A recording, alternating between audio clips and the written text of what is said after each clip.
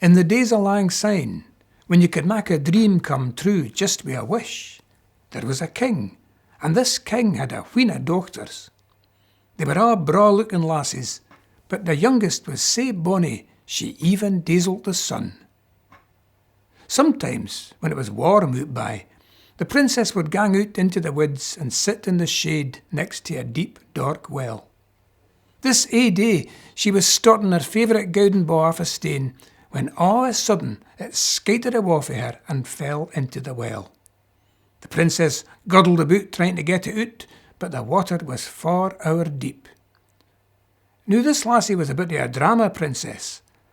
"That's no fair," she said, and she started greeting and howling. "What's up with you?" creaked a voice ahint her. The princess birled about, and here was this muckle, runkly Puddock staring at her with big, bulging een. "My favourite gowden ba's gaen doon the well," she bubbled. "I'd gie onything to hae it back." "Onything?" the Puddock said, louping into the water. "Aye, just onything," the princess said. "I'd gie my braw claes, my jewels, even my fancy croon. It's got 12 diamonds in it, ye ken." "Croons and claes are nae use to me," the Puddock said. "But if you let me come and bide with you in your palace, if you say I can eat off your gowd plate and sleep on your silk pillow, I'll fetch your ba out for ye." This Puddock's no wise, the princess thought.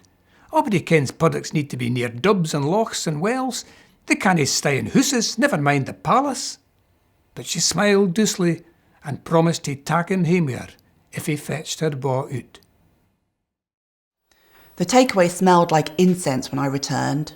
The wooden altar on the wall where my parents prayed to the kitchen god was full of offerings and lit joss sticks.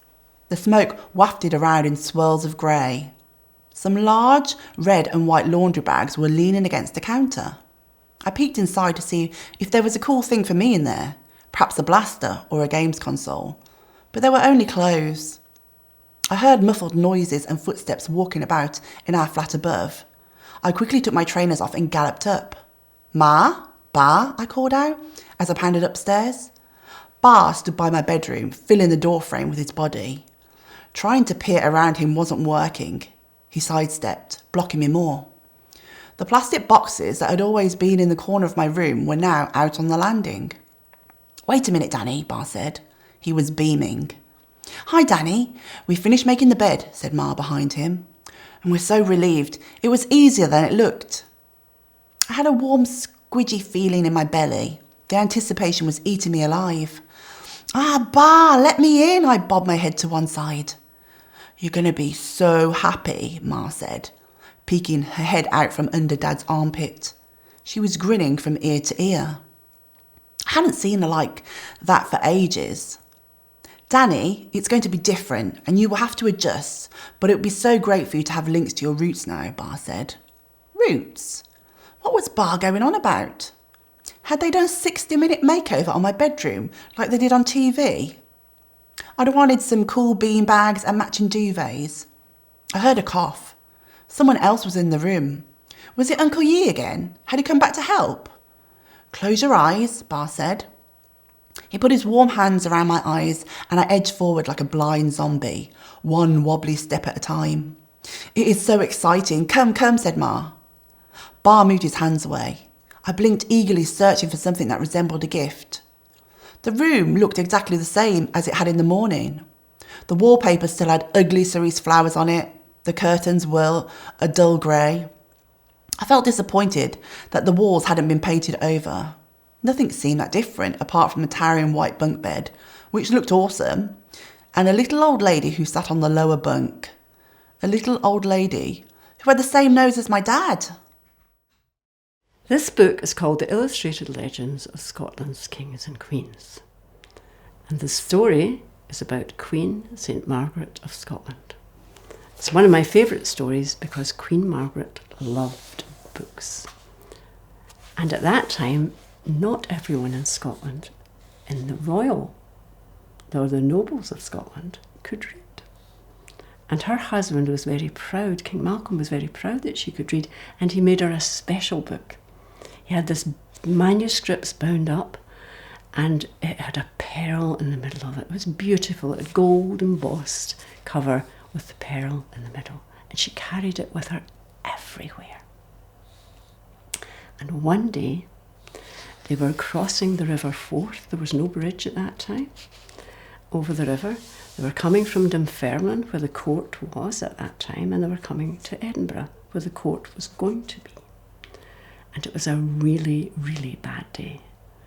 The wind was howling, the waves were very choppy, and the little boats were trying to cross the river. But most of them had decided to go for shelter. But the Queen and the King were going on the royal boat, which was a large ferry boat. And Margaret has got her book in her hand because she carries it everywhere with her. Margaret's mind was troubled as she and her husband boarded the royal ferry boat. Their craft was stoutly built, with a proper sail and strong oarsmen to pull it through the deadly currents of the North Sea. Yet to her, the various sailing and rowing boats bobbing around in the water seemed fragile and easy prey to the winds and tides. "Come, dear wife, shelter beneath the awning." King Malcolm glanced at the gathering grey clouds. "There's a squall brewing in." The Queen shook her head and went to stand in the prow of the boat. The other boats were hurrying to the shore, except for one, which was already midway in the firth, battling against an ever-increasing wind. "Look!" Margaret pointed in alarm. "That little boat! It's being swept out to sea." The King frowned. "It's taking on water fast. I fear they'll be swamped. There's nothing we can do." "My husband, please," the Queen begged him, "for pity's sake. It is a family. A father and a mother are on that boat. Listen, their babe in the basket is calling out for help." And it was true. The wailing of the infant sounded above the sound of the gale. "Woman," King Malcolm grunted, "the sea is too choppy for us to change course. The oarsmen would be slow to follow my order. You'll have us all drowned." But the sailors on the royal boat revered their Queen. She nursed their children. She gave alms to the needy. So even as the King was speaking, the coxswain drummed a signal, the oarsmen bent to their task, and with supreme effort they swung the royal ferry boat to face into the teeth of the storm. Minutes passed before they drew alongside a small craft, struggling in the mounting waves. Sweat was running down the father's brow as he desperately sculled. The mother was frantically bailing water while the child sobbed in terror. We have them, Margaret cried in relief. Then suddenly, the little boat overturned. The mother and the father could swim, but the babe in the basket floated away. Margaret screamed, "The baby! The baby!" Now in the garden, the tiger padded stealthily to the grass edge, barely leaving a pug mark on the soft ground. The tiger followed the curving hedge round to the hidden garden. It was late at night, but still light outside. In India, it would have been pitch black at this hour, but here in this queer country, the sun hadn't long set. The sky was still a watery blue. Clouds streaked across it like white arrows. The hidden garden looked different in twilight. Pale shadows lurked. There were splashes in the pond and rustlings in the bushes, night creatures and frogs going about their ways. Jenny would be jumpy normally, and Dilip might have whimpered, but neither of them made a sound. The tiger stepped into the middle of the garden and onto the stone circle. I didn't want to offend, but didn't it know the way out? The gate was at Treehouse corner end, not here in the tangled vegetable patch. "Shall I guide you to the gate?" I asked. "It leads to the road." The tiger's ears pricked back and it made a noise a bit like an engine revving, a noise that didn't sound friendly. "We're not going by road," said Dilip. "But there really isn't any other way out of town from here. There's nothing behind our house except woods and hills." The tiger swung its head round and puffed gruffly. "The road isn't the only way out of town," Dilip replied. I started to protest, not knowing yet how wise the tiger was, how wide its magic. A ship in deep space hardly ever sent out a distress signal. What would be the point? Ships were tiny motes of dust in the vast sky, so far apart that the chance of coming across another by accident was effectively zero. Near Earth or around the solar system, sure. Perhaps heading to one of the older and more established colonies on a well-known route. But not out here. Here you could travel for 6 months and see no one, and no evidence that anyone else had ever existed. Here there were no friends. "Command has been compromised," said the message, "and we are unable to establish order. All command crew ranked able-bodied or higher are disabled and cannot resume control." In fact, this far out, so far from Earth that you could barely see its sun as a tiny flickering star, if you found anyone at all, it would be more likely to be scrapers, pirates, and thieves.